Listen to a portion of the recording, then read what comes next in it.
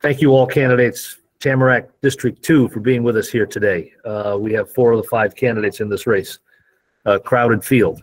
I'm going to start with Tyneka Rene and ask you, born and raised in Baltimore, right? Correct.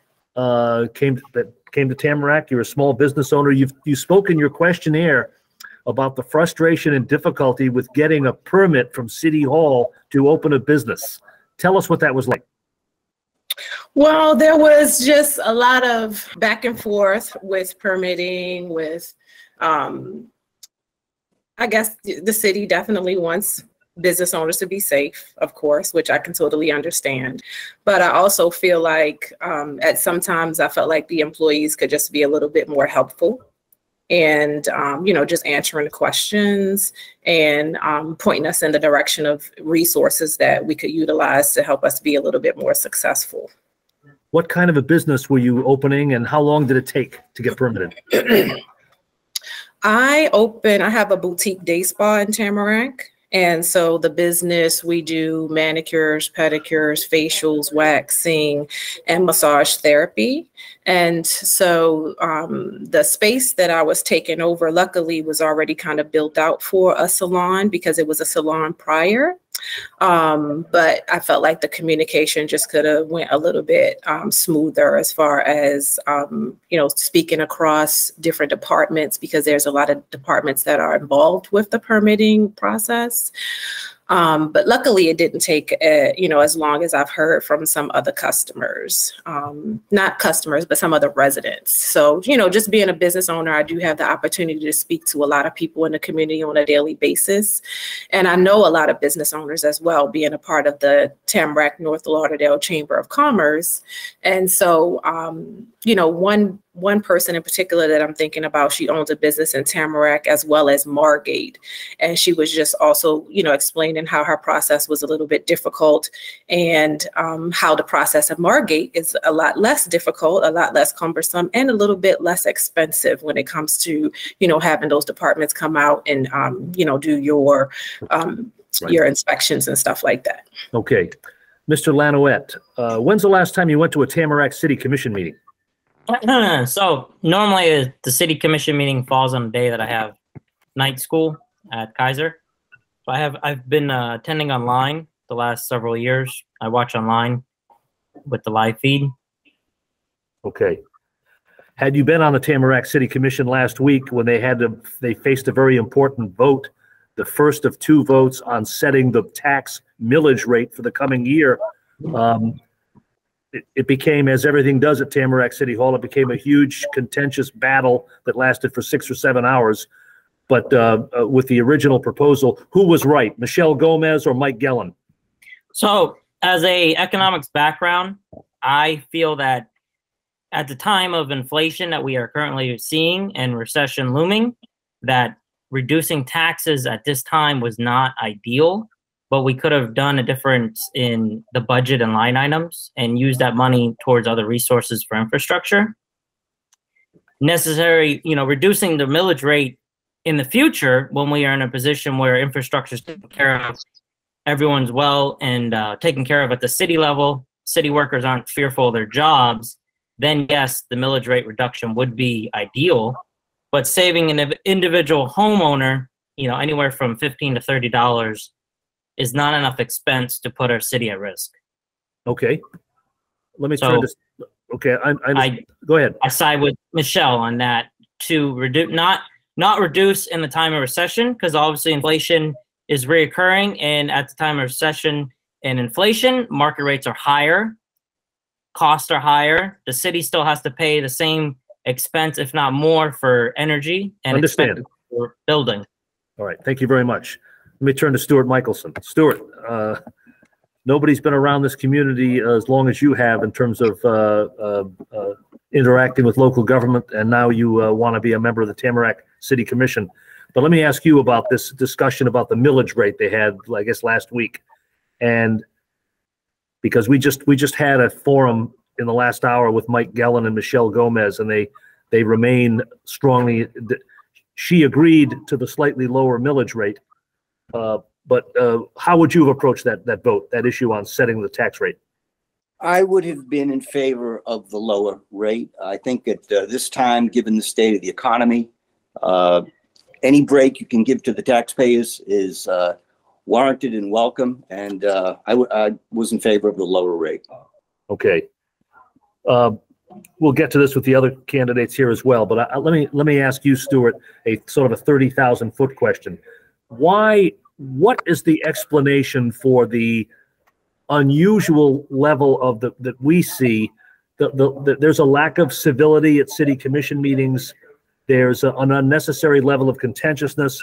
There's this issue where Michelle Gomez tried to get a second to move the consent agenda, which everyone knows are non-controversial, frankly, mundane, bureaucratic process kind of votes. Couldn't get a second for something like that. What's happening with that? It appears to me that the many members of the commission are more focused on personal attacks and not focused on accomplishing the people's business. It's unfortunate. There's personal antagonisms going on there. And I think that the commission needs to learn how to disagree on issues without being personally disagreeable. That seems to be the problem. They don't understand that ad hominem attacks have no place on what is supposed to be a collegial body that is supposed to work together. And insults and personal attacks don't help the public. Is this a topic of conversation among your neighbors, among people you know in Tamarack? I can tell you, having walked the district from east to west since April, in some parts I've covered twice, it comes up frequently and people are very unhappy. All over the district, people are unhappy to see what's going on at the commission meetings. Most people don't watch the meetings, but those who do tell me that they are very unhappy with what's going on. Have you, Mr. Michelson, have you taken a position, have you stated a preference, Michelle Gomez or Mike Gellan for mayor? No, I haven't taken a position on that. Okay. Morey Wright. Morey, what's the, we've been discussing the proposed millage rate. It looks like it's going to go down slightly. And that's, Tamarack has not been a place that's had exceptionally high tax rates. But what's in round numbers, what's the proposed amount of the city budget in Tamarack? $240 million. Right, $240 million. Yes. Do you know what the city has in store for a pay increase, if any, for city employees? If I'm aware of the pay increase for city employees? Yes. I did not sit in the last commission meeting. I was not aware of that, but I definitely started a debate with the millage rate, and I saw that they made a compromise. 2 people wanted 7 and the other 3 wanted 7.2, and they came to 7.1. So they did work together in compromising. I see. Okay. What makes you the best candidate for this in this race? What makes me the best candidate? I actually was raised in Tamarack. My dad bought his first house there in 1998. I would visit there as a teenager from my mom in the Virgin Islands. And I've seen Tamarack come from a small town to now recently moving back here, where I've seen rents increase from like $1,400 to $2,100. And I think I bring experience understanding the history of Tamarack, but also now being able to take it into the future, understanding the lived experiences that people have today, cost of living, high cost of rent, and just reflecting the diversity of the city. You think you know a lot of the history of Tamarack? I wouldn't know as much as Mr. Michelson, but I spent my teenage there as a kid.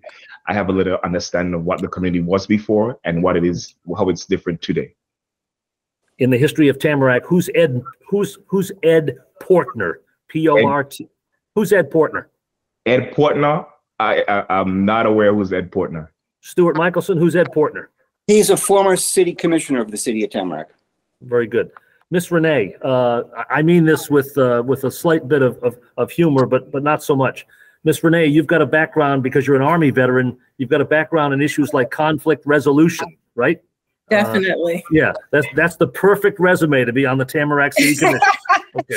Yes, and that's why I threw my name in the hat as the first person in District 2 to run for commissioner, because when I saw how those commissioners and the mayor and how they interact in those meetings, I was appalled and I was embarrassed.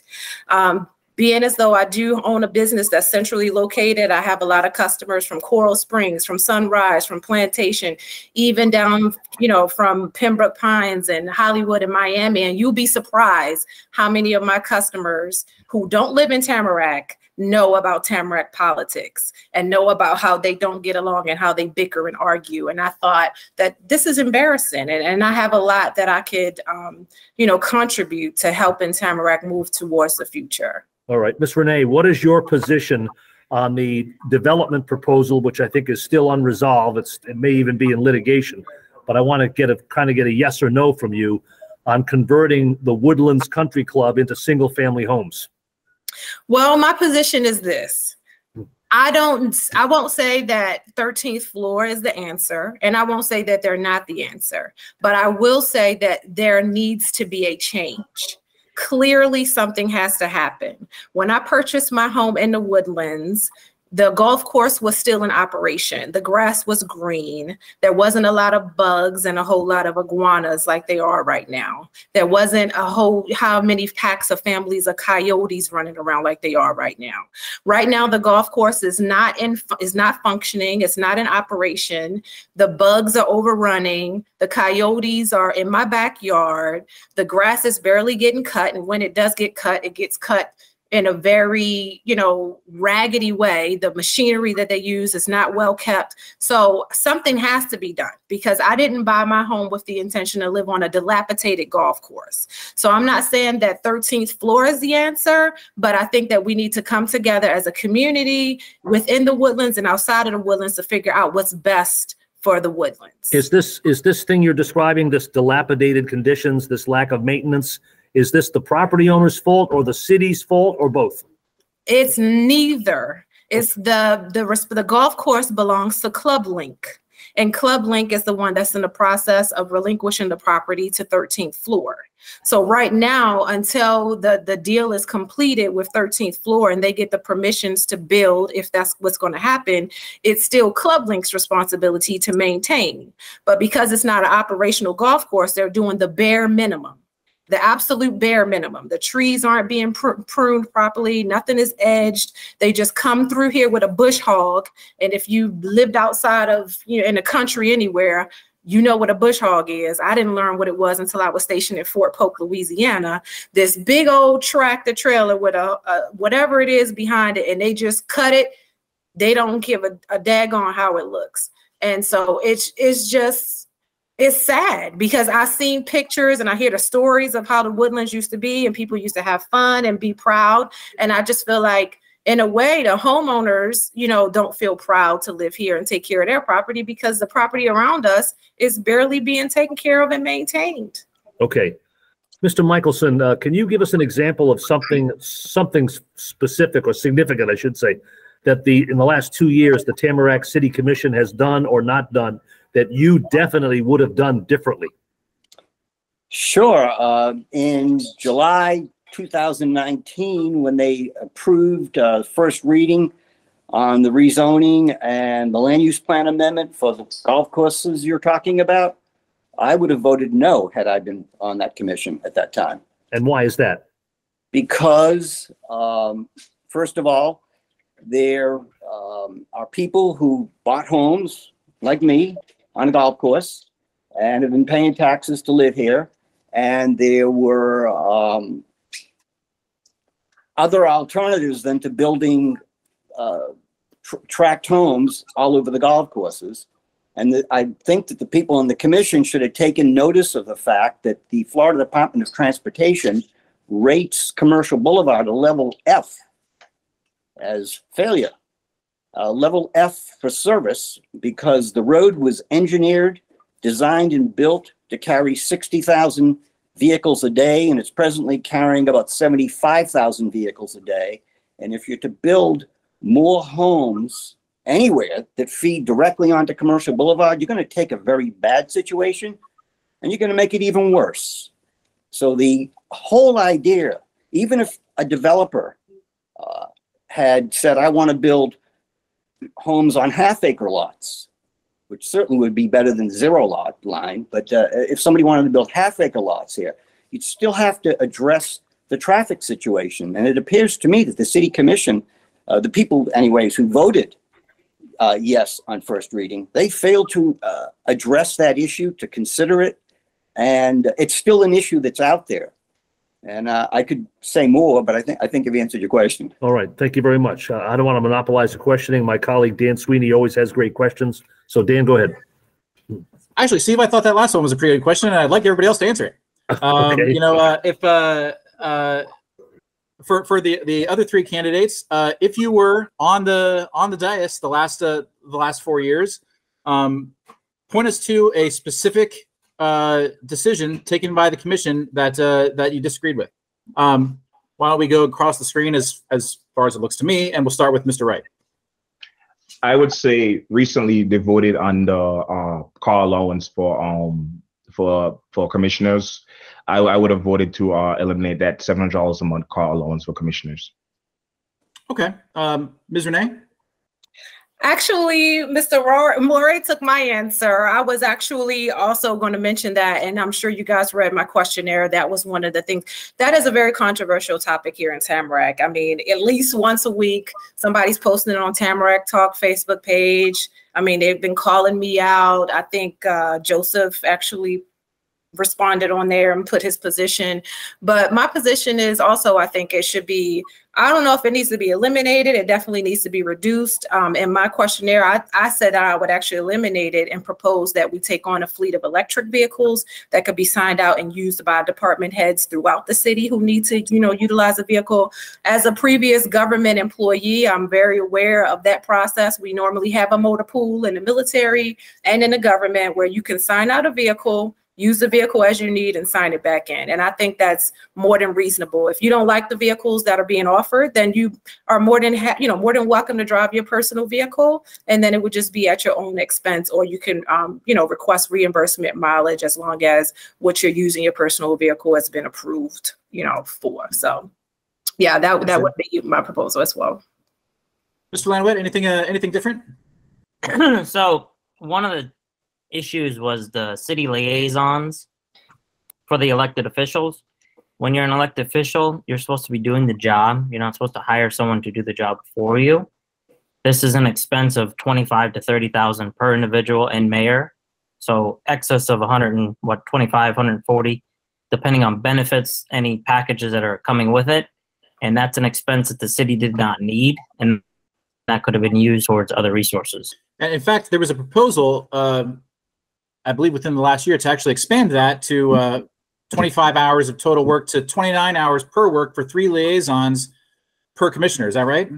Yes. And the issue there is, when does it stop? When does it not become a part-time position? Now it becomes a full-time position with a package. And at that point, where do you need the elected official? Because what's the elected official going to do other than sit on the commission and make a decision? Is the liaison answering all the calls? Is the liaison briefing the individual on what's going to happen during the commission meeting? Are they actually reading the package? That's when it just becomes a scaling effort to take more away from the city, put more towards the budget, and keep spending and spending. Understood. I want to ask Mr. Wright, Ms. Rene, and Mr. Lanouette a question that was also addressed by Mr. Michelson earlier, which is, have you endorsed in the mayor race, or have you in any way received support from either of those candidates, Ms. Gomez or Mr. Geller? Mr. Lanouette? No, I have not received any endorsement from either official. Nor have you endorsed? No. Okay. Ms. Rene?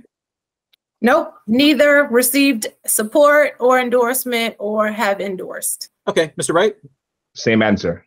Okay. Thank you. Just wanted to get it all on the table. Appreciate it. Steve?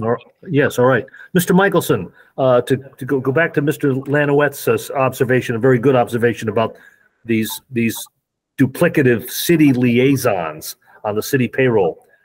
How would you use a city liaison if you're elected to the commission? I really don't believe that I would need a liaison for that job. I'm not aware of any tasks there that I couldn't perform myself. I was surprised when I saw that they had liaisons. It's probably the type of thing you could probably find seniors studying political science, one of the local universities, people who would happy to do that as an intern and help you out. But there's nobody that could read my agenda package other than me and having it be a meaningful exercise. So I have to agree that I don't see the need personally for a liaison, and I probably, had I been there, I would have been a no vote on that. Okay. An editorial comment from the opinion editor, that's me. You know, this is the last place in government at any level where people feel they could actually reach out and touch and communicate directly with the principal. There's always somebody in the middle, in the way, in state government and even in county government. That's been my experience. Some of us are old enough to remember when there was no such thing as a liaison, and the mayor didn't need a chief of staff and all this other stuff. While we're on the subject, though, Mr. Michelson, all these things we've written about in the Sun Sentinel so much, these benefits, stipends, allowances, extra perks for travel. What assurance can you give us at the Sun Sentinel that you would, you know, at least have a thorough going over of, you know, how the money's being spent, how it's accounted for, and whether it's needed?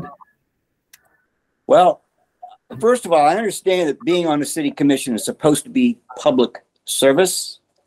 So when you start talking about getting a $15,000 travel allowance that you don't have to provide any receipts for, the question arises, who's serving who? I would vote against all of those perks that have been implemented.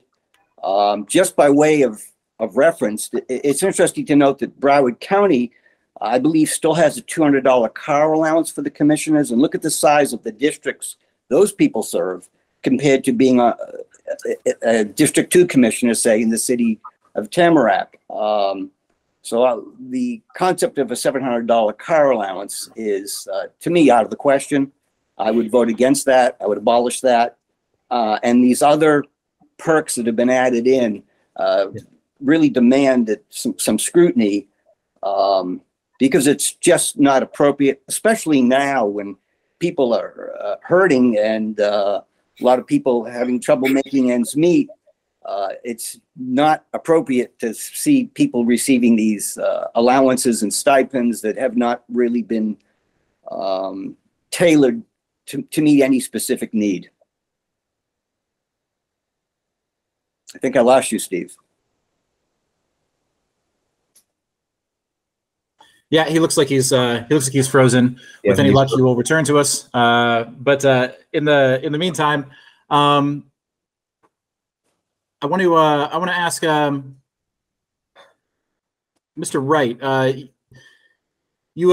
When we in your questionnaire, we asked for you to have your top three issues, and the number one issue you put down was the cost of living. You said Tamarack residents and businesses are feeling an economic pinch, and as the next commissioner, you would fight to lower property taxes, increase living assistance, and ensure small businesses get access to capital. First off, when you say you want to lower property taxes, are you saying lower than the 7.0 that was just agreed to last week? And second off, how do you lower property taxes and at the same time increase living assistance and grants or whatever you have to promote small business? Well, I was talking from the perspective, reducing it went from 7.2 to 7.1. And when I was talking about grants for small businesses, I'm talking about finding partnerships with, private partnerships where we can bring more capital into the city to fund new businesses, going out and meeting with people who are bringing private capital. Okay, but to be clear, you support the current millage rate then? Of 7.1? Yes, it went from 7.2 to 7.1. That's a reduction. I do support the 7.1. Okay. Ms. Rene, you put down something that's been a regular issue in just about every city commission race that we've done interviews on, which is affordable housing. How exactly can the city promote affordable housing, within the confines it has, given the state and county? I think one way the city can promote affordable housing is looking at the percentage of short-term leases and Airbnbs in the community. With my experience that I gained while living on the West Coast during the times, is that Steve's phone that we can mute? Yeah, maybe? Steve, if you can mute yourself, I think you're getting some background noise. Okay. Yep. Oh, great. Okay, sorry. With my experience that I gained working for the Veteran Affairs HUD-VASH program in Washington State, we had to do a whole lot of studies because, as you know, on the West Coast, living on the West Coast is very expensive. One of the reasons why living on the West Coast got so expensive is because, Airbnb started popping up everywhere, and you had a lot of people that were, that owned a lot of Airbnbs. And so they owned additional properties, and instead of renting it for long-term for people to have as a home, they decided to take it off the market and rent it as a short-term rental. So because there was a shortage of properties, the prices just started to skyrocket. And I think that that is affecting us here. And I think that we need to do a proper study to see how many short-term rentals we have and see if there needs to possibly be a cap on the amount of short-term rentals that, any one investor or homeowner can have, so that we can have proper housing for the people who live here, who work here, and who spend their money here. Are you concerned that a cap on vacation rentals like that would violate the state's preemption law?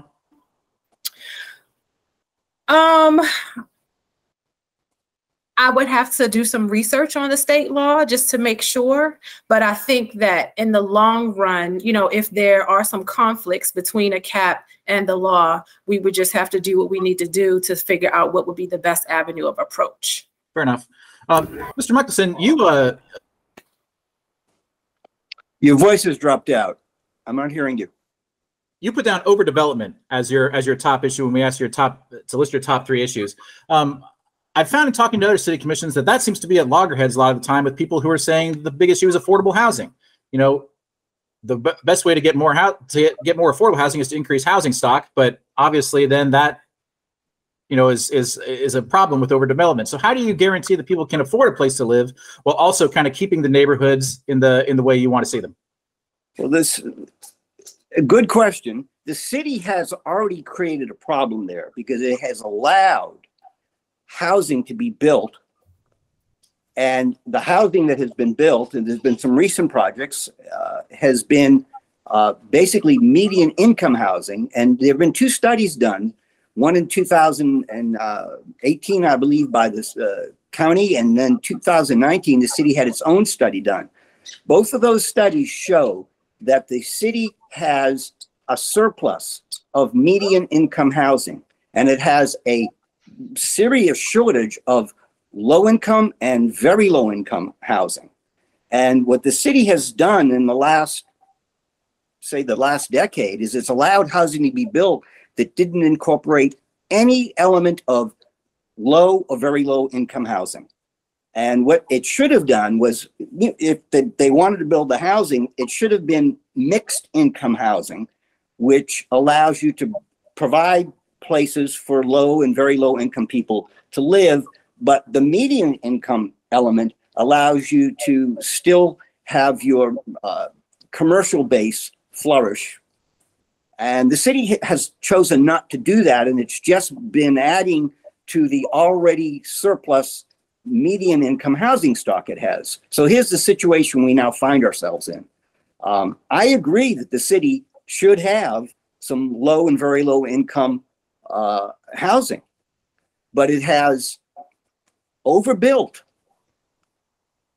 whatever has been built in the last decade, hasn't included any space for low or very low income housing. So they've taken a problem and they've made it worse. If you were going to build pick any location. If you're going to build low income or medium income housing for that choice, you're already dealing with McNabb Road, when I moved here in 1997, that was like a quiet country road. There were Pickums on it, and it was consistent with what the founding concept of Tamarack was as a quiet bedroom community. McNabb is sometimes looks like it's Midtown Manhattan. It doesn't have any of the good restaurants, but it's got the traffic. And then commercial is beyond. I mean, I remember what it was like when I moved here. I used to be able to drive to my office in the morning in about half an hour. I'm retired now. I don't drive down there in the morning. But if I wanted to, I might need a good hour to be sure I was there on time. So the city is so overdeveloped. And I've just seen it in the last 10 or maybe 15 years.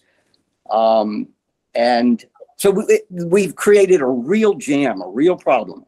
We don't have room to put more cars on the roads, because they're over capacity.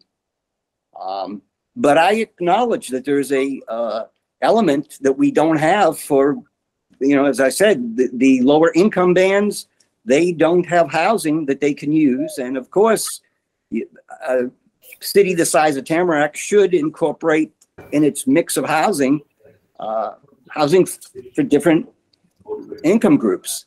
So there's a problem that the city created. And I don't pretend to have the way out, but I do know some of the elements. There is a state statute. I believe I cited it in what I submitted to you all, that allows you to do mixed income developments. And I mean, I think the city needs to take a good, hard look at that type of development and address how they're going to provide for traffic. The city is not entirely to blame for the whole problem. I mean, the state bears some responsibility. I mean, I grew up in Massachusetts. I remember being a kid, and no matter where you were, you could get to Fenway Park because there was all kinds of transportation. There was rail, there was subway, there was light rail, there were buses. I don't see that in Florida. The state has, even recently, has refused federal money to provide for transportation, which would probably alleviate the traffic problem I'm addressing. But these are some of the things, these are some of the challenges the city of Tamarack has. And I see the elements, and somehow the pieces need to be put together because it's a problem that needs to be alleviated. Ms. Rene, does the city of Tamarack have a long-range master plan? Do you know?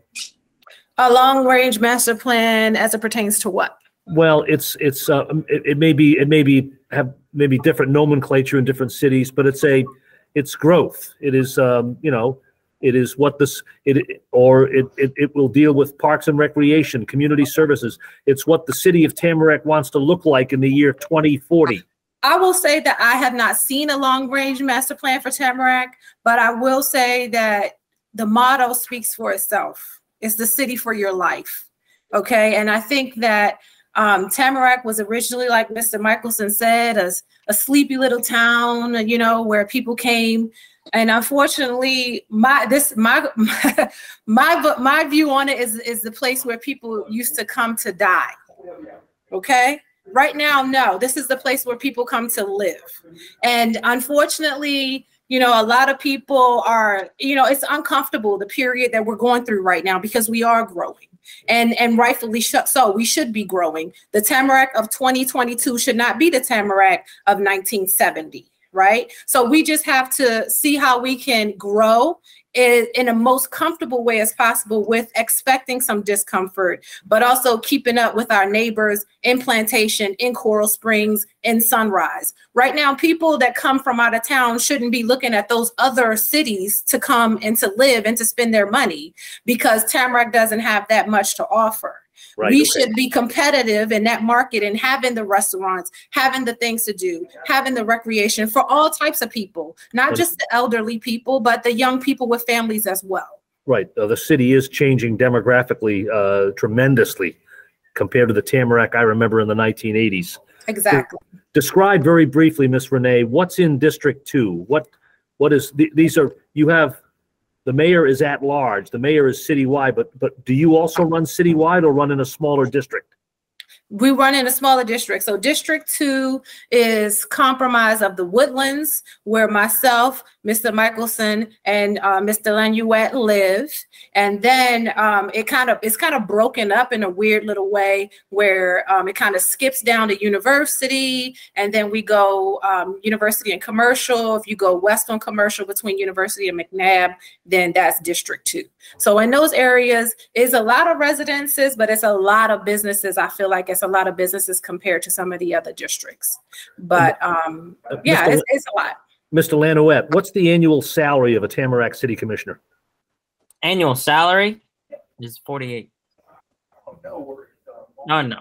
And then you got your car allowance and everything else that goes with it. So it's just under what, 56 total. Okay. Yep. But can I hit on any of those key points too? Yes, go ahead briefly. Yes, go ahead. So, when we look at Tamarack as a whole, we do, as District 2, we have the middle income, high income, and then low income senior living. As you look behind the community center, we have the Mainlands, which is 55 and above. We have the Woodlands, which we're in a stalemate.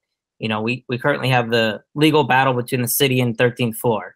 As a sustainable projective for our city, there's a comprehensive plan that involves the parks, the infrastructure, transportation, housing development, commercial space.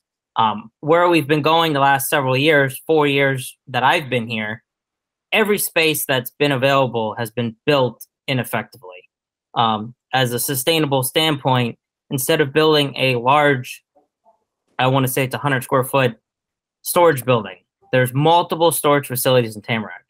Instead of being a city where we live, we are at a city where you can store. And we have issues with traffic. I've lived in major cities of Houston, Texas. When I was 18 years old, I moved from Pennsylvania. I went from 27,000 people to excess of, I think, 7 million in Houston, Texas. So when I saw 2 to 3 lanes, I was now opened up to 5 to 6 lanes. Tamarack doesn't have the infrastructure space to go expand a roadway 4 to 5 lanes. We obviously have that issue where we have many cars in the streets, traffic patterns that aren't aligned up with our interstate. We have certain times of day, which is rush hour, so you can have a higher traffic flow. We have our neighboring cities that are continuing to build, and then that city traffic is pushed into our city. So as a standpoint of what Tamarack hasn't done right, Tamarack has been put in an opposition of having a space to build, and when it's a commercial space, there's many proposals. They pick a proposal, and that's what they're left with. But if you look at Rock Island and commercial, they've built more middle income, low income apartment buildings. We are in that standpoint where we're getting squished between Sunrise, Lauderhill, Lauderdale, Margate, and Coral Springs. Coral Springs is a higher income threshold where the housing's more expensive, higher tax bracket, bigger budget. Parkland, the same thing.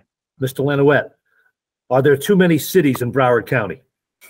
You can't. I mean, the thing is, we live in what used to be a vacation spot, and as more people realize, Florida is the place to be. South Florida is even better because Broward County is close to Dade. We have the infrastructure, we have the jobs, we have the economy. You go travel, anywhere from 60 miles north of Palm Beach, you don't have the same cost of a living, but you also don't have the same position for employment. And the same with our COLA. We have our COLA allowance, and you question on, is there going to be an employment increase for city workers? Yeah, it goes by the COLA. Our cost of living is going to go up because we have inflation. It costs more to live, so you have to pay the individuals more so they can afford to live. We can't just go start section off areas, but I don't want to build in the Everglades. I don't want to build in the wetlands. So we have issues where my base is in Homestead. We have areas that were restricted, and now they're building. It's a monopoly down in Homestead. Every small area, parking lot, it's being built to the expansion of 0 lot lines, right, several hundred homes, and they're sold before they're even built. I'm not for that. I am for a sustainable concept that fits the needs of the community, but also doesn't push the community out. Okay, I want to ask Mr. Michelson a question on a totally different topic. Mr. Michelson, Tamarack has come through this terrible situation where the former city manager has been charged with serious felonies. It's a public corruption case, but my question is the role and the conduct of the city commission in executing his suspension and his removal from office. To the extent you're familiar with how that was handled, you're an attorney, was it done properly, and would you have done anything differently? No, it was handled properly. You have a city manager, and he's in charge of almost a $250 million budget here, and he was charged with financial crimes, extortion, bank fraud, wire fraud, and I believe several other felonies. And the concept of keeping him there was not one that you couldn't keep him in office. The problem was the contract that he had. He had been given a contract that was, in my view, ridiculous. I don't have it in front of me. I haven't looked at it for a while, but I don't believe he could be fired for. There was no termination for cause provision, as I recall.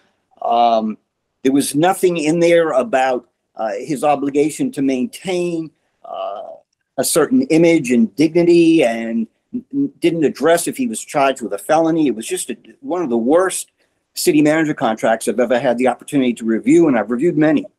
So that was a problem for the city to deal with. We have this contract that doesn't really give us an easy way out, but I can't imagine any public company, say, that had a situation like that where anybody on the board of directors would have said, no, let's keep him. Let's keep him in office. Frankly, I was surprised that the vote was 4-1. It should have been unanimous. Keeping him there was just untenable and impossible, and the city did the right thing to terminate him. Yeah, this goes back to our interview with the mayoral candidates, but Mayor Gomez was insistent that under his contract, the only safe and defensible legal route was to suspend him without pay. That's what the issue was about. Dan, am I right about that? Is that your recollection of how that was? Yeah, that's right. And that's why she was the one no vote on firing him, because she wanted to suspend him without pay. Okay. Anyway, so I'm not making a judgment who's right and who's wrong, but you're right in the sense that a person facing, even though you're innocent till proven guilty, that person needed to be separated from City Hall immediately, right? Yeah, absolutely. Yeah. And I just want to make it clear. I mean, the whole problem that put the city in that situation it had was the contract they approved for him was just unprofessional and surprising, to say the least. Mr. Michelson, what's your general grade? What's your general evaluation of the job the city attorney is doing in Tamarack?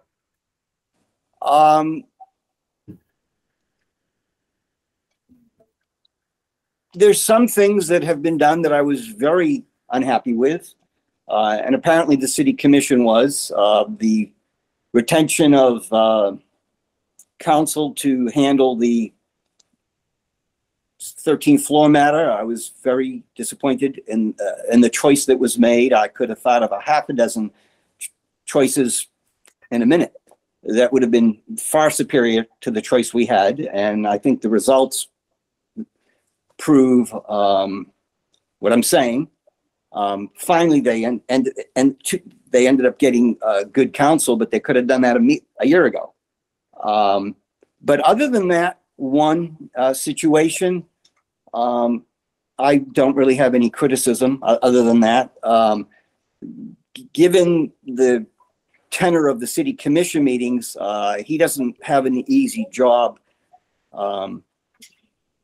as city attorney. Right. Let me say this, I don't envy him. How long have Mr. Michelson, how long have you lived in Tamarack? I've lived here since 1997, which is 25 years. Mr. Wright, how long have you lived in Tamarack? I'll turn your mic on, please. I'm sorry. I can't hear. Yeah.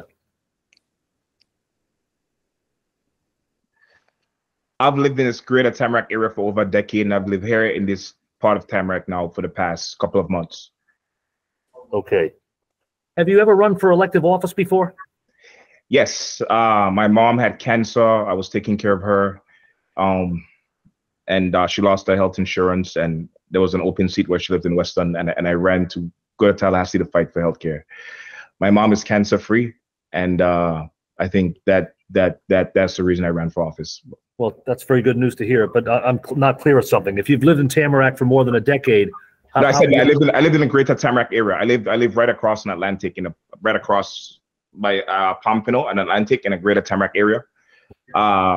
I was raised there from 1998 to 2002 when my dad owned a home, and I moved back recently. I moved back here to Tamarack recently.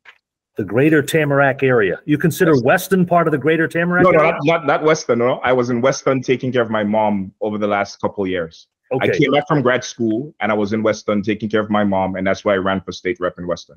Okay. Am I right that Tamarack contracts with the Broward Sheriff's Office?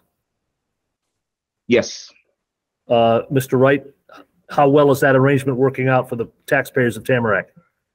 Well, according to the budget, the CDP is about 26 million. We have about 100 officers. I think it's working out pretty well for Tamarack. Mr. Michelson, is the arrangement with Tamarack as a contract city with BSO working well? Mixed reviews. I have, as I told you, I've walked the district more than once. And this is what I hear from people who live in condominiums that are west of me. I've heard from folks in Concord Village, more than one, that when they have pool areas behind their unit there on the golf course, it's there. And most of those buildings are over 55. That's how they were most of them when they were built, that's what they were. And in the middle of the night, some of these are people my age and older, will hear noise at the pool, and they'll see people climbing the fences. And I've been told by more than one person, when they called the sheriff's office, they're told, oh, those are probably people who live there. And they're definitely not people who live there, because you don't find people 60 or 70 years old climbing fences to get into a pool at 2 o'clock in the morning as a rule. And in the morning, they'll find liquor bottles and beer bottles and whatever. And those people are very unhappy. I hear all over the city, from the Woodlands down to Plum Bay, across to Plum Bay, I should say. I hear that young people driving vehicles, motorcycles, cars, in outrageously excessive speeds, sometimes in the middle of the day, sometimes in the middle of the night, frightens people. Some people are afraid to cross the street. And I know how they feel, because sometimes I'm afraid to cross the street. Sometimes right here on Woodlands Boulevard at 3 o'clock in the morning, I'll get woken up by the sound. To me, it's a Yamaha motorcycle. I may be wrong on the sound, but that's what it sounds like to me. They have a certain sound. There's people speeding at outrageous speeds, and the feeling from a lot of the people that I've heard, this is while I'm canvassing, so this is since April, is these people do this with impunity because there's no speed traps. No one ever gets stopped. I've never seen anybody get stopped, is what I've heard. And I think somebody's not monitoring the BSO contract is how it looks to me. Okay.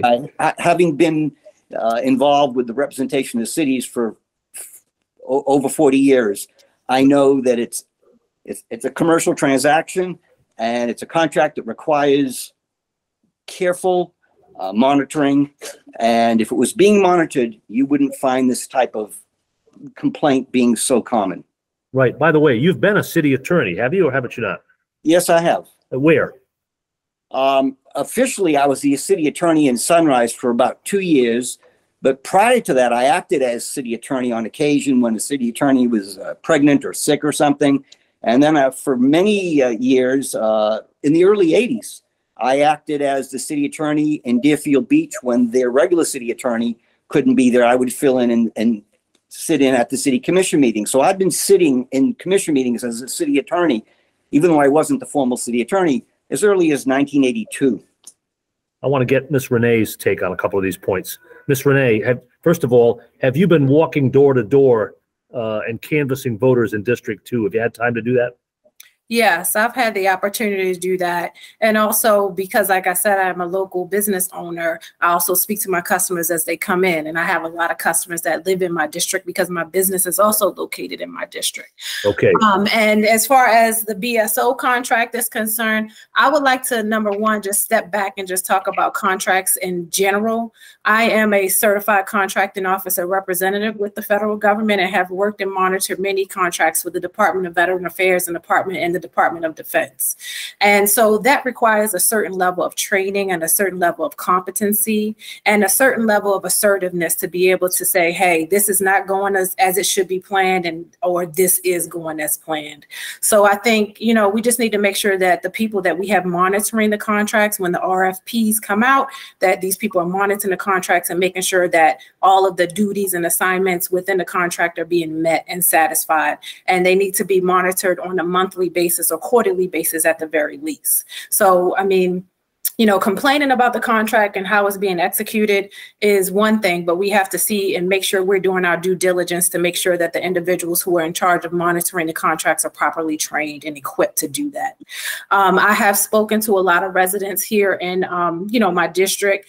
And, just to mirror what Mr. Michelson says, yes, I feel like a lot of people are afraid. A lot of people are afraid to drive. A lot of people are afraid to walk. And I myself has spoken. We have a BSO attachment here in my neighborhood where they are paid separate from their salary as officers to come and patrol our area. And speaking to the BSO here, because I would come home sometimes from work and I see the BSO truck sitting there with his lights lit up and everything on the side of the road. So I feel like, how can you catch somebody doing something if they see you before they even get there? So when I asked him that question, he said, well, we used to sit with, inconspicuously in an area undercover, but we were getting complaints from residents saying that they didn't see us, so they didn't think we were out here doing our job. So because the residents didn't see us, now we have to turn our lights on. Now everybody can see us. So when the person is speeding down Woodlands Boulevard, they see us a mile away and they slow down. So it's like, it's almost like they're damned if they do and damned if they don't. But we need to, like I said, back to that fact that whoever's monitoring the contracts, these BSO officers need to know exactly what they need to do. So as residents, if we want them to sit there inconspicuously and with their lights off so that they can catch these speeders, it needs to be written to the T in the contract. These are your responsibilities. And I think it's too much up for debate. Everybody has an opinion and, and I get it. And that's a great thing, but it doesn't always call for everybody's opinion. Sometimes the job just needs to get done. Does anybody on this panel think that the city of Tamarack should sever its contract with the Broward Sheriff's Office and start its own municipal police department? Absolutely not. No. I think that the Broward Sheriff's Office need to just be held accountable for what they're responsible for doing and what they're getting paid to do. And we need to make sure and monitor and make sure that's being done. So can I chime in on this one? Very briefly. Yes, go ahead. Yep.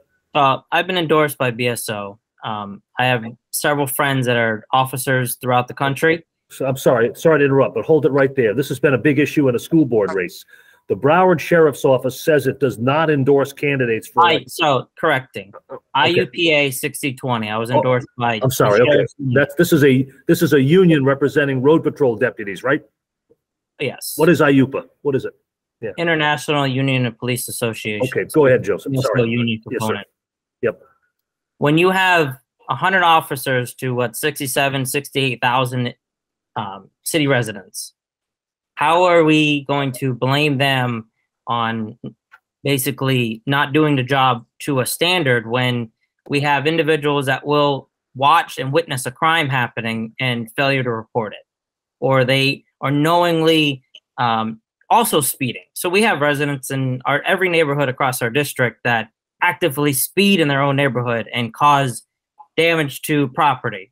We are, as a city, we need to respect our BSO officers. We need to find ways to support them and to fund them and not de-escalate the situation between the current commission and BSO. We have individuals that aren't respectful to our BSO officers, so they're not feeling as welcomed. And when they come into communities to do their job, we have active residents that are, not doing what they should be doing. We have a speed zone of 25 or 15, and you have someone that's cutting through a neighborhood doing 50 to 60. It's uncalled for and unacceptable, but there is artificial technology and AI that we could be using, like other cities across America, to do speed traps, to record license plates, to help the police officers out, because we have 100 individuals that are trying to police our city on multiple shifts on a 24-hour scale, and we have 60,000 residents. Okay. I'd like to say one thing. You asked that question, and I didn't get a chance to respond about BSO. There's obviously something the city needs to do to improve law enforcement, and I would take no options off the table. I think that all that matters is serving the city and making the people safe and making them feel safe. And that feeling of being safe is not there now. And whatever it takes to bring that feeling about, to improve public safety, I would be in favor of doing. Some of the local municipalities, Lauderhill and others, have their own police departments, and it seems to work for them. But I also know places where BSO functions, very well. At the moment, Tamarack doesn't seem to be one of those. Right. Okay. Listen, I wish we had a lot more time, and we're going to have candidates in the other commission race waiting for us at 11 o'clock. Dan or I might have follow-up questions for one or more of you. We'll be issuing an endorsement in this race next week. We really appreciate your due diligence and the detailed answers and the knowledge of the community. It comes through loud and clear. Tamarack needs sensible, strong, non-hysterical leaders on that dais who will make the city a better place. It's a great place. Yes. And so one of you will make it greater, I hope. So Stuart, Joseph, Morey, and Tyneka, thank you all very much for being here with us today. Thank you very much. Thank you so much for your time. I appreciate you taking the time to get to know us. Sure. Because I know some of us have been endorsed by some people, and they did not even reach out to some of the other candidates at all. So I think that was a very great that you guys reached out to everyone. You gave us all an opportunity to show our knowledge. And, for those of us who've gotten endorsements that, weren't competitive and nobody knew about it, good luck. All right. Thank you all. Everybody be safe. Thanks so much. Thanks, Stuart. See you later. Bye.